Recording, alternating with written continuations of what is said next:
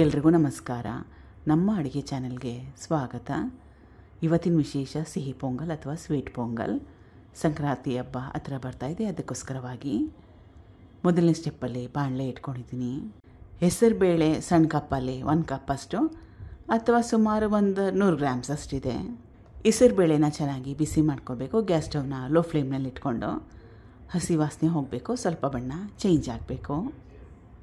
5 ನಿಮಿಷ ಆದಮೇಲೆ ಹೆಸರು ಬೇಳೆನ ಚೆನ್ನಾಗಿ ಬಿಸಿ ಮಾಡ್ಕೊಂಡಿದ್ದಾಗಿದೆ. ಮುಖ್ಯವಾಗಿ ಗ್ಯಾಸ್ ಸ್ಟವ್ನ ಲೋ ಫ್ಲೇಮ್ನಲ್ಲಿ ಇಟ್ಕೊಂಡು ಬಿಸಿ ಮಾಡ್ಕೋಬೇಕು, ನೆನ್ಪಿಟ್ಕೊಳ್ಳಿ.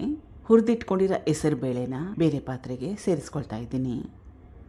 ಸೇಮ್ ಕ್ವಾಂಟಿಟಿಯಲ್ಲಿ, ಸೇಮ್ ಅಳತೆಯಲ್ಲಿ ಅಕ್ಕಿ, 1 ಗ್ಲಾಸ್ ಹೆಸರು ಬೇಳೆ, 1 ಗ್ಲಾಸು ಅಕ್ಕಿ 1 ರಿಂದ 2 ಸಲ ಚೆನ್ನಾಗಿ ತೊಳಿಬೇಕು. ದಪ್ಪ ಅಕ್ಕಿ, ಹೊಸ ಅಕ್ಕಿ ಇದ್ದರೆ ಒಳ್ಳೆಯದು, ಚೆನ್ನಾಗಿರುತ್ತೆ. ಆ್ಯಕ್ಚುಲಿ ಹೊಸ ಅಕ್ಕಿಲಿ ಕೆಂಪಕ್ಕಿಲಿ ಕೂಡ ಮಾಡ್ಕೋಬೋದು. ತೊಳ್ತಿದ್ದಾಗಿದೆ.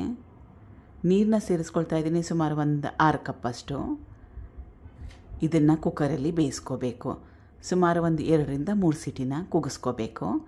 ಇದಾಗಷ್ಟರಲ್ಲಿ ಮುಂದಿನ ಸ್ಟೆಪ್ಗಳನ್ನ ಮಾಡ್ಕೊಳ್ಳೋಣ. ಮತ್ತೊಮ್ಮೆ ಬಾಣಲೆ ಇಟ್ಕೊಂಡಿದ್ದೀನಿ.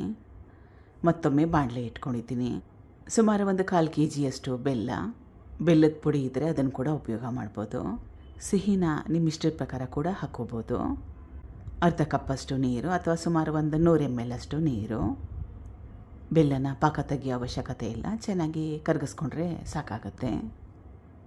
ಬೆಲ್ಲ ಚೆನ್ನಾಗಿ ಕರಗಿದ್ದಾಗಿದೆ. ಮೊದಲೇ ಹೇಳ್ದಂಗೆ ಪಾಕ ತೆಗಿಯೋ ಅವಶ್ಯಕತೆ ಏನಿಲ್ಲ. ಇದು ಕುಕ್ಕರ್ನಲ್ಲಿ ಬೇಯಿಸಿಟ್ಕೊಂಡಿರೋ ಹೆಸರುಬೇಳೆ ಮತ್ತು ಅಕ್ಕಿ. ಕನ್ಸಿಸ್ಟೆನ್ಸಿನ ನೋಡಿ, ನಿಮಗೆ ಯಾವ ರೀತಿ ಬೇಕೋ ಆ ರೀತಿಯಾಗಿ ನೀರನ್ನ ಉಪಯೋಗ ಮಾಡಿ. ಬೈ ಚಾನ್ಸು ಹದ ಸರಿಗಿಲ್ಲ, ಗಟ್ಟಿಯಾಗಿದೆ ಅನಿಸಿದ್ರೆ ಸ್ವಲ್ಪ ನೀರನ್ನ ಹಾಕೋಬೋದು. ಏಲಕ್ಕಿ 2 ರಿಂದ 3 ಅಷ್ಟು ಕೊಟ್ಟಿಟ್ಕೊಂಡಿರೋ ಏಲಕ್ಕಿ ಸಿಪ್ಪೆ ಸಹಿತವಾಗಿ. ತೆಂಗಿನ ತುರಿ, ಸಣ್ಣ ತೆಂಗಿನಕಾಯಲ್ಲಿ ಅರ್ಧ ಹೋಳಷ್ಟನ್ನ ಉಪಯೋಗ ಮಾಡಿದ್ದೀನಿ. ಕಲಿಸ್ಕೋಬೇಕು ಚೆನ್ನಾಗಿ. ಮತ್ತೊಮ್ಮೆ ಸುಮಾರು ಒಂದು 2 ರಿಂದ 3 ನಿಮಿಷ ಬೇಯಿಸ್ಕೊಂಡ್ರೆ ಸಾಕಾಗುತ್ತೆ.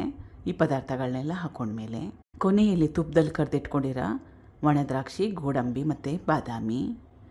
ತುಪ್ಪ ಸುಮಾರು ಒಂದು 2 ರಿಂದ 3 ಟೇಬಲ್ ಸ್ಪೂನ್ ಅಷ್ಟನ್ನ ಉಪಯೋಗ ಮಾಡಿದ್ದೆ. ಗ್ಯಾಸ್ ಸ್ಟವ್ನ ಆಫ್ ಮಾಡ್ಕೋಬೋದು. ಅತ್ಯಂತ ಸುಲಭವಾಗಿರೋ ವಿಧಾನದಲ್ಲಿ ತೋರಿಸ್ಕೊಟ್ಟಿದ್ದೀನಿ, ಟ್ರೈ ಮಾಡಿ ನೋಡಿ. Thank you for watching. ಧನ್ಯವಾದಗಳು.